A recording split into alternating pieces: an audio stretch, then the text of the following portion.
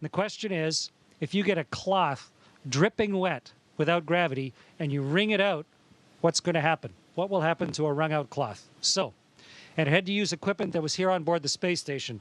We may have the coolest washcloths ever here on the space station. I'm going to show you. Here's one of our washcloths. And it's compacted.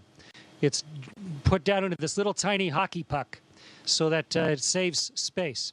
But when you open up a hockey puck and you pull out your washcloth, this is the one I'm going to use for the experiment today.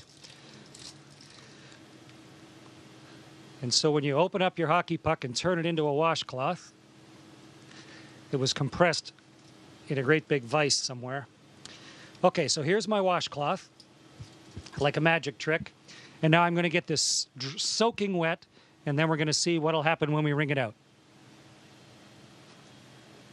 Meredith and Kendra suggested that I dip this in a bag, but bags don't hold water in space, so instead I filled a water bag. This has drinking water in it. And I'm going to squirt a bunch of water into this washcloth.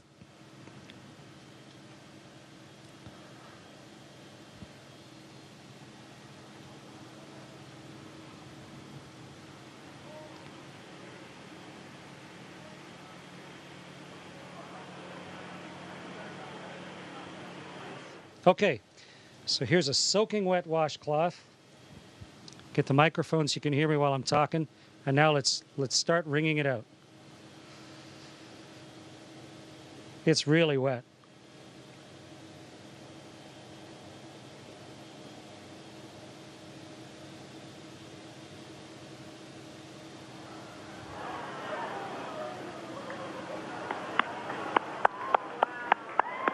It's becoming a tube of water. The water's all over my hands. In fact, it wrings out of the cloth into my hands. And if I let go of the cloth carefully, the water sort of has it stick to my hand. Okay, so the experiment worked beautifully. And the answer to the question is the water squeezes out of the cloth.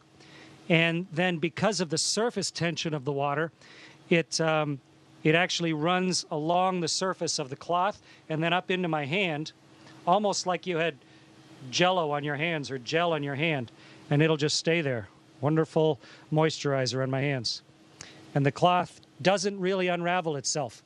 It just stays there floating like a dog's chew toy, soaking wet. Great experiment, worked perfectly. Meredith and Kendra, congratulations. Great idea.